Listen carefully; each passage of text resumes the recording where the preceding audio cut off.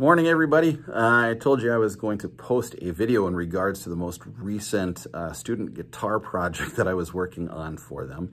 And parents, this is for you. Okay, this is tips from your friendly neighborhood elementary music teacher.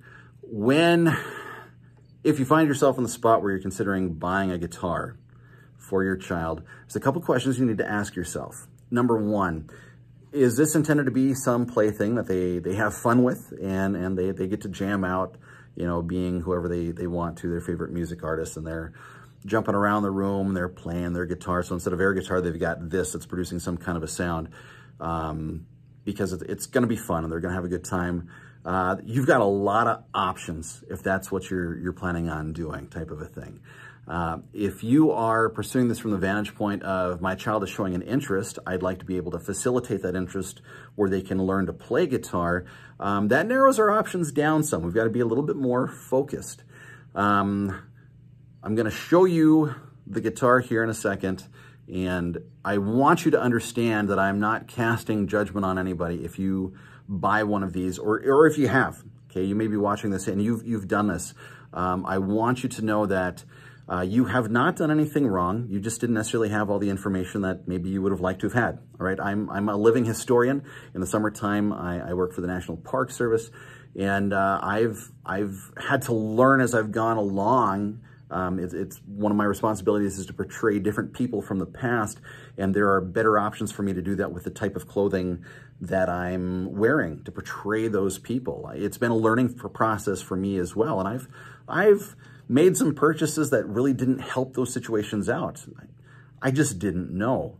So that it's my goal to help facilitate that for you guys. So here's that guitar. And I mean, it's cool. It's pretty. And what little girl wouldn't want something like this? All right, this was purchased for some daughters at Christmas time. And this is, it's fun. You know, why wouldn't you want to be able to play on something like this? And it's mostly in tune now. So this is a relatively affordable instrument. You can find these on Amazon, ranging between, oh gosh, $30 and $75, right? Not necessarily a whole lot of money. It's not necessarily a huge investment. As to construction, this is not a well-constructed instrument. It sure is pretty though. They've done a good job of making it look pretty. The saddle and stuff down here, this is plastic, which is not necessarily the end of the world. The top part here, the bridge, it's actually not centered. It sticks out on this side more. This actually needs to go in this direction. That was something that could have been fixed. The tuners on here are nothing fancy. I mean, they do the job for this. This is like a 3/4 scale guitar. You'll notice that the holes where the tuner shafts come through here, you've got a lot of excess in there. It's not a tight fit. And that's what they're using these white spacers for. And depending on what kind of machine heads are being used, that's just the way that it goes sometimes. This came with metal strings. This is not a robust enough instrument for it to have metal strings, and this is why. Metal strings, there's a lot of tension. So if you take an economy type of instrument like this, and I use that term loosely, the term GSO, and I'm totally stealing this from my friend Laura Castro. This is a GSO. This is a guitar-shaped object. This has got some serious issues from a longevity standpoint. Those metal strings provide so much tension where they're pulling against the instrument.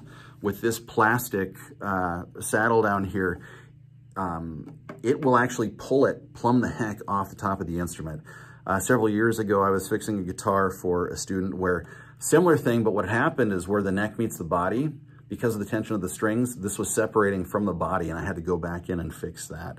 So your only option with a GSO like this, you've got to use nylon strings. It provides less tension, but even with that, I don't know if you can see it or not.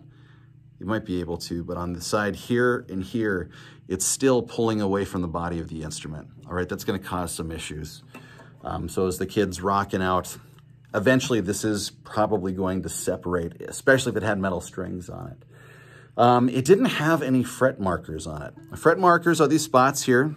See these black dots that are on here? They help you navigate that fretboard to know where the different notes are and where you put your hands for the frets, right? Now you can just go, well, that's fret 1, 2, 3, 4, 5, 6, 7. Early beginning chords like the G chord, bam, it goes right here.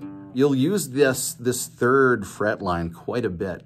It gets used a lot. So what I did is I went and I put those fret markers on there for the kids, both on the side as well as on the top, so that they can navigate the fretboard on here. So this is great if you want to have something for your kid to just have fun and rock out with, type of a thing. Is more of a play instrument, so to speak.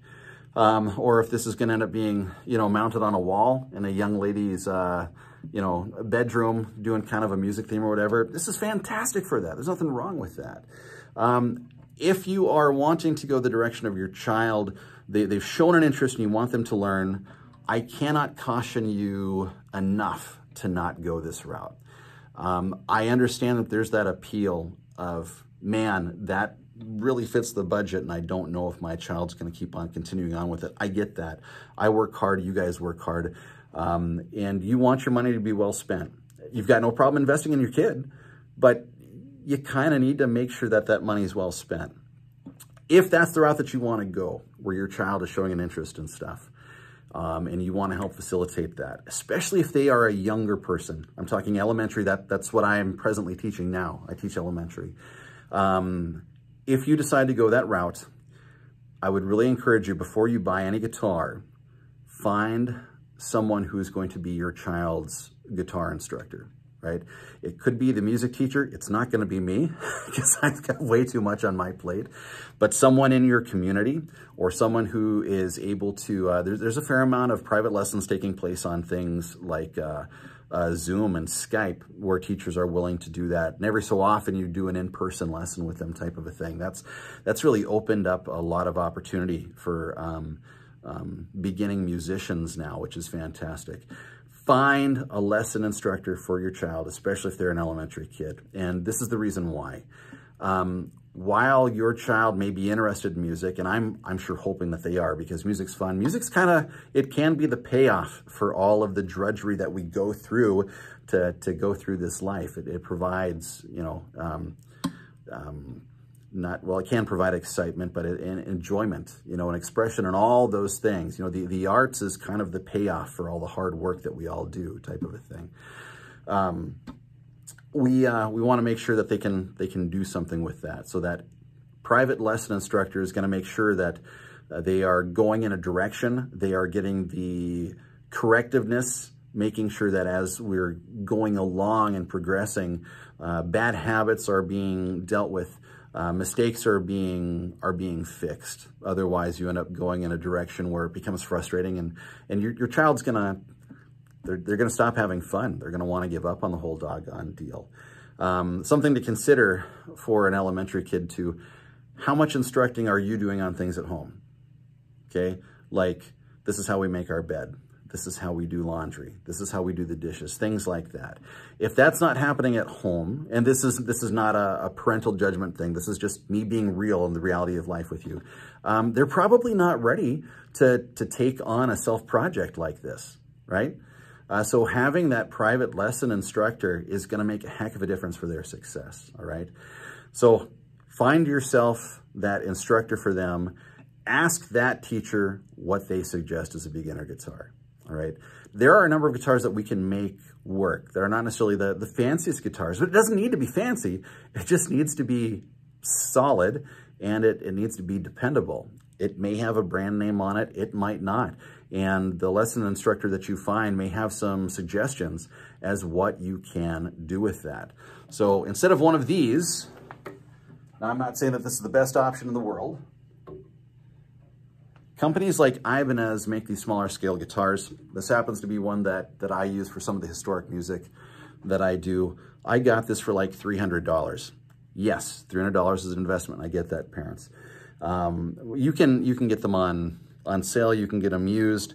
Your instructor may have some better suggestions for you as well too. Washburn makes one that will work plenty well. Fender, that's actually what my brother and I grew up learning to play on, was a Fender DG5. Dad got that at Music Mart back when it was in where Party Central is now, and I think he paid like $180 or something for it. It wasn't anything fancy. It was just an entry-level guitar, but Fender makes a good entry-level guitar, and that's what we learned on. Keep in mind, this was literally decades ago when you consider that price. It was not 2023. That guitar is actually right here. I use it in the classroom all the time. You can do some things on guitars that don't necessarily have prestige that will help them sound a little bit nicer. The types of strings that you use, I have found that on a lot of those, like on a entry-level Washburn or Ibanez or Fender, if you put a set of Elixir strings on there, it really makes that instrument shine more. So for, you know, you don't need to focus on a brand name so much as something that's just going to be dependable. Slap a decent set of strings on it, and your kid's going to be in pretty good shape, all right? And then as they're progressing, you know, you can look at upgrading or whatever. If your child is in, well, even elementary for that matter, but especially junior high and high school, a number of schools will have some kind of a strings class, a guitar class or ukulele class. That's another great way where you can encourage your child who's showing an interest where they can learn at school. They're learning from the teacher. Oftentimes the school has an instrument that they can learn on where you can see where this aptitude is going before you decide to invest money in an instrument, right? At the elementary level that I teach, in 5th grade, I teach ukuleles, right? So if you're looking at getting your child a stringed instrument, I would recommend getting them a ukulele first, because if they're one of my students, because I know that they are learning those skills. And if you end up going on later on to say a baritone ukulele, the 4 strings that are on that are tuned the same as the highest 4 strings on a guitar. So there is going to be carryover between those two to transition into a guitar later on.